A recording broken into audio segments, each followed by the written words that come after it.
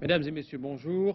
Irlande du Nord, 13 morts par balle à Londonderry hier après-midi. Les parachutistes ont tiré sur 2 jeunes manifestants catholiques.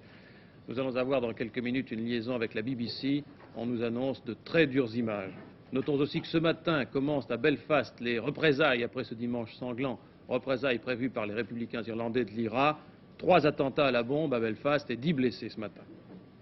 France, une semaine sociale importante, avec aussi la grève des journalistes qui commence dès cet après-midi. Marseille, hold-up en plein centre de la ville, tout près de la Canebière, rue Saint-Ferréol ce matin, 1 100 000 francs, 110 millions de centimes dérobés en quelques secondes. Le mauvais temps, moins 11 degrés cette nuit dans l'Est, c'est-à-dire plus froid qu'à Stockholm. Et puis, et d'abord, ce dont on va reparler toute la semaine, Sapporo. Il y a du nouveau. Monsieur Brundage, président du Comité international olympique, vient d'obtenir la disqualification de l'un des plus prestigieux des skieurs alpins, l'Autrichien Karl Schranz. Commençons par là. C'est le coup de tonnerre que l'on craignait pour ces Jeux olympiques d'hiver et un coup de tonnerre qui vraisemblablement ne va pas rester sans suite. Le Comité olympique a donc voté l'exclusion du champion autrichien Karl Schranz par 28 voix contre 14. C'est la thèse de M. Brundage qui a prévalu, le respect de la tradition olympique. Donc on reproche à Schranz d'avoir gagné de l'argent avec ses skis. Si c'est vrai, et c'est vrai, Schranz lui-même ne le cache pas, pourquoi lui seul est-il exclu? Schranz, qui touchait à la fin de sa carrière, allait en tous les cas à Sapporo pour la gloire. Karl Schranz, 33 ans, une carrière longue de 17 ans, et 17 ans après sa première victoire internationale, il demeure le meilleur descendeur du monde. Il était le grandissime favori des Jeux de Sapporo. Autrichien, né à Saint-Anton, Tyrol, issu d'une famille très modeste, le ski, comme pour la plupart, fut sa chance. Sa chance aussi, sa rencontre avec un fabricant de skis qui dirigea et dirige toujours sa carrière. Bien sûr, Schranz n'est pas un amateur au sens olympique du terme, mais à 33 ans, c'est la rage de vaincre, le goût du risque, l'amour du ski qui l'anime encore et non l'appât du gain. Il allait à Sapporo pour la gloire, tout le reste, il le possède. Le reste, un hôtel à Saint-Anton, une bonne place dans une firme de ski, et des médailles et des coupes, 1 millier au total, glané en 17 ans d'une carrière extraordinaire. Karl Schranz fut 3 fois champion du monde, remporta 2 fois la Coupe du Monde, à son palmarès les plus belles descentes. 8 fois celle du Kandahar, 4 fois le Loberhorn à Wengen, 3 fois le Hahnenkamm à Kitzbühel. Rusé, homme d'expérience, Schranz est surnommé le vieux renard par ses adversaires, ses rivaux, dont le français Henri Duvillard, son cadet de 10 ans. Schranz, qui demeure le meilleur parce qu'en dépit de son expérience, il s'entraîne toujours davantage, travaillant sans relâche sa spécialité. Schranz, par son courage, son travail, sa ténacité, ne méritait pas sa disqualification. L'ensemble du problème, les skieurs et l'argent, l'amateurisme aujourd'hui à la veille de ces Jeux olympiques de Sapporo, édition spéciale d'Hebdo Sport par Jean-Paul Sauté qui vient de dresser ce portrait de Schranz tout à l'heure, tout de suite après 13 h. Mais dans l'immédiat, Michel Drucker, comment se fait-il que seul Schranz soit touché? C'est une affaire internationale pour tout le monde, nationale pour l'Autriche, il n'y a que lui qui est exclu. Bien sûr, et Schranz a d'ailleurs répondu à cette question, pourquoi moi? Car nous sommes des professionnels officieux bien sûr, mais nous le sommes tous. Il faut d'ailleurs rappeler le texte de la dépêche qui est tombé à 4h15 ce matin.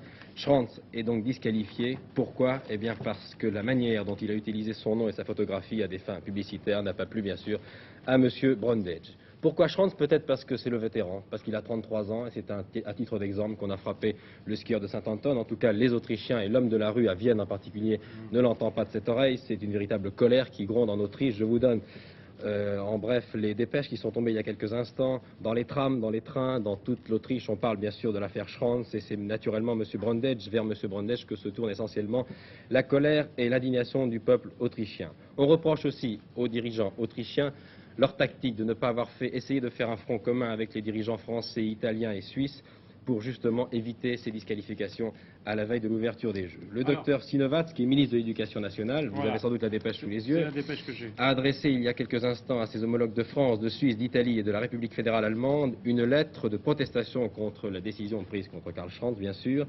Le docteur Sinovat représente cette décision comme arbitraire et il demande sa révision. C'est le mot révision qui revient d'ailleurs dans toutes les dépêches maintenant. À la suite de l'exclusion de Schranz, le comité olympique, la fédération autrichienne de ski a décidé de suspendre à partir de demain matin l'entraînement des skieurs. Pour l'instant, on suspend l'entraînement, il n'est pas question de retrait des équipiers de Schranz. Le comité national autrichien demande de réexaminer l'affaire Schranz. Aucune décision sur un éventuel départ de l'équipe d'Autriche ne sera prise aujourd'hui. La délégation autrichienne désirant gagner du temps et voulant se ménager la possibilité de se mettre en rapport avec le gouvernement autrichien, cela va de soi. Enfin, Monsieur Comiti, oui, d'accord, parce notre qu'il ministre... n'y a pas que les Autrichiens, les Français aussi sont là. Alors les Français ne bronchent pas pour l'instant. Le ministre, Monsieur Comiti, qui s'est embarqué pour Tokyo il y a 1 heure à Orly, a déclaré avant de partir: la disqualification de Schranz m'attriste profondément. Sans vouloir discuter les raisons qui ont pu provoquer cette décision du comité olympique, je la trouve tardive et inopportune, à la veille bien sûr des épreuves dont le résultat sur le plan purement sportif et en ce qui concerne bien sûr la descente sera certainement faussé, car Schranz, vous le savez, est actuellement le meilleur descendeur du monde. Alors si l'équipe d'Autriche se retirait, il n'y a pas que Schranz, il y a Messner, il y a Cordin, il y a de très très bons spécialistes de la descente. Si l'équipe d'Autriche se retire, les jeux seraient faussés, les Français, les Italiens, les Suisses se retireront sans doute, nous le saurons dans l'après-midi, et on reparlera peut-être de ces championnats du monde de Pralou. Oui, puisque si les Olympiques ne pouvaient pas avoir lieu au Japon, les skieurs alpins avaient peut-être prévu de se retrouver pour des championnats du monde. Enfin, on en saura sans doute plus ce soir ou demain. L'Irlande, le sang a coulé à Londonderry hier après-midi, rien ne le laissait prévoir. C'était un dimanche comme tant d'autres dimanches. Il y avait une manifestation de jeunes catholiques comme il y en a eu tant et tant depuis 4 ans, depuis 68, depuis la reprise de la violence dans cette province britannique. Un cortège de jeunes catholiques, Bernadette Devlin en tête, l'armée en face, et puis soudainement c'est le drame. Ce qui s'est passé hier nous rappelle à nous Français à plus d'un titre les pires heures de l'Algérie, la fusillade de la rue d'Isly, en mars 1962 notamment, ce qui ne veut pas dire que l'Ulster va maintenant trouver son indépendance. Les images que nous envoie la BBC, commentées par Georges Peter.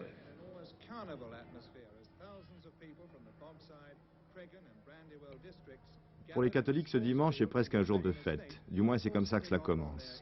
Tout commence dans le calme. Est-ce un jeu, alors que les catholiques bravent l'interdit qui, depuis plusieurs semaines, pèse sur toutes les manifestations, qu'elles soient catholiques ou protestantes? Ce dimanche, ils sont 10 000, peut-être 20 000. La marche est organisée pour protester contre l'internement administratif, c'est-à-dire l'arrestation arbitraire des gens jugés dangereux. The march proceeded quietly enough through the Catholic districts, and arm-banded stewards kept the demonstrators from coming into close contact with troops who were manning barricades on the edge of their route. Il est à peu près 3 heures de l'après-midi. Aucun heurt avec les forces de l'ordre pour l'instant. It was after the procession got up to... Et puis brusquement, les heurts éclatent.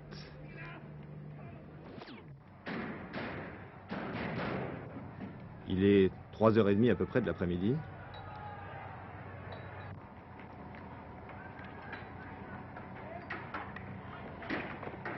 Les catholiques qui ont voulu emprunter une rue interdite par l'armée, lapident le service d'ordre.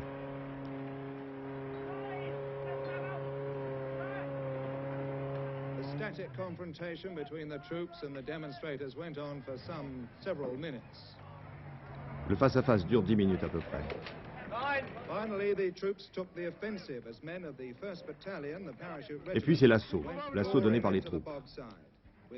With armored cars in support to arrest as many rioters as they could lay their hands on.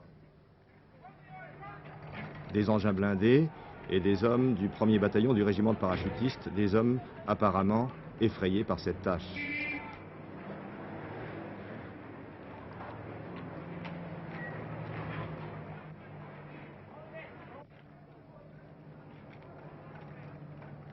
À 4 heures de l'après-midi, on n'a pas encore tiré. Puis à 4h05, un premier coup de feu. On ne sait pas qui a tiré.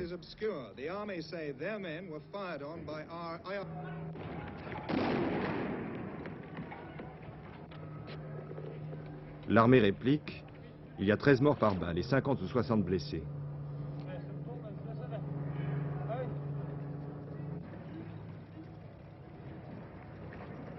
All while the paras were making more arrests. And ambulances were coming and going.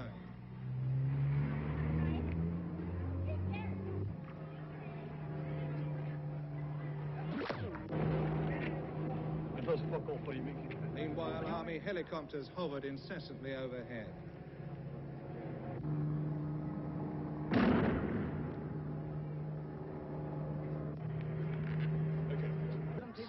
Of a fatal shooting. Qui a tiré le premier, on ne sait pas. Les officiers anglais affirment que des francs-tireurs ont commencé par tirer. And yet another body. Les témoins irlandais, et en tête Bernadette Devlin, accusent. Ce fut un massacre, pur et simple. L'armée tirait sur tout ce qui bougeait.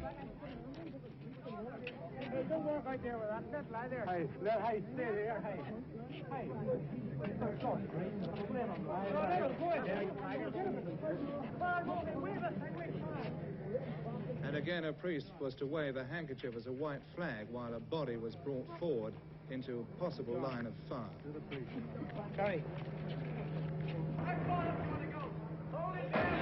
first body I saw was that of a youth being carried out by other civilians with a priest in the lead, waving a bloodied handkerchief as a white flag.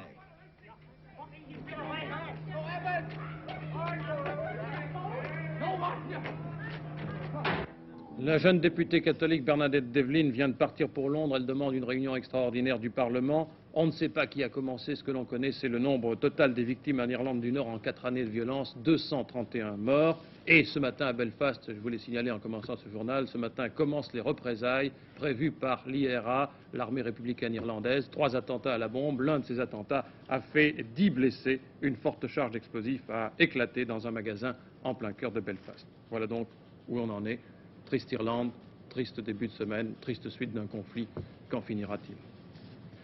En France, une semaine difficile sur le plan social. Semaine où patrons, gouvernement et syndicats commencent l'épreuve de force de l'année. Il y a en fait durcissement de part et d'autre. Le calendrier avec Hervé Chabali. Oui, le coup d'envoi de cette semaine sociale est donné cet après-midi par les cheminots qui rencontrent la direction de la SNCF une nouvelle fois. Négociations très difficiles, les positions des uns et des autres restant très éloignées en matière de salaire. Les syndicats réclament essentiellement une progression du pouvoir d'achat pour 1972 de 2%. La direction offre 1,5% et la CGT laisse planer une menace de grève en cas d'échec de ces négociations. Demain, mardi, discussions qui porteront également sur les salaires, mais chez Renault et au Charbonnage de France.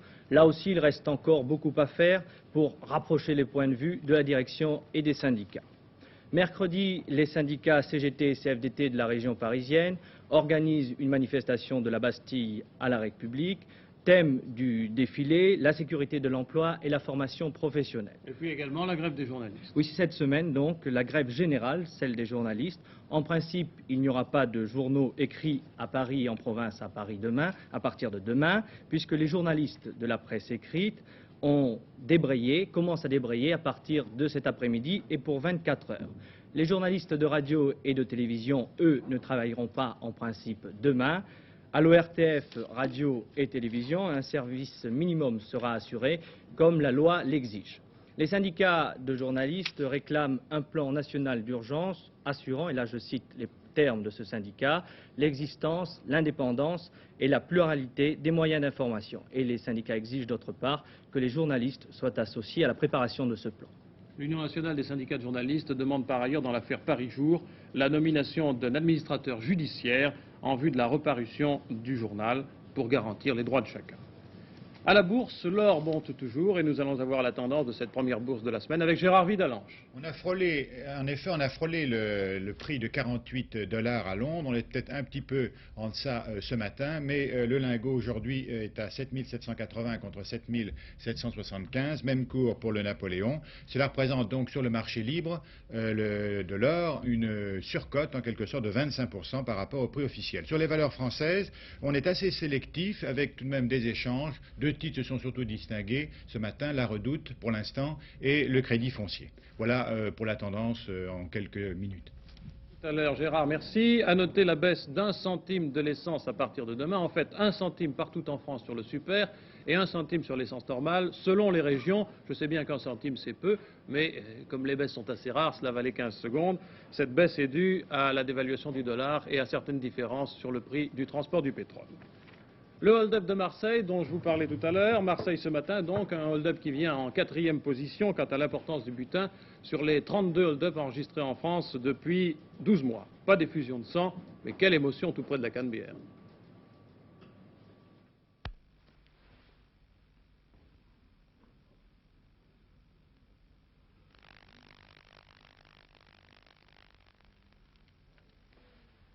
Hold-up audacieux ce matin à 8h15, rue Saint-Ferréol. Des gangsters armés et masqués ont cerné une fourgonnette de transport de fonds et tenu en respect les deux convoyeurs et le chauffeur, montant du vol 1 100 000 francs. Peu de témoins, les commerces n'ouvrent en effet leurs portes que plus tard dans la matinée et les automobilistes ont été bloqués, l'un des malfaiteurs ayant pris les clés de la voiture située en tête de file.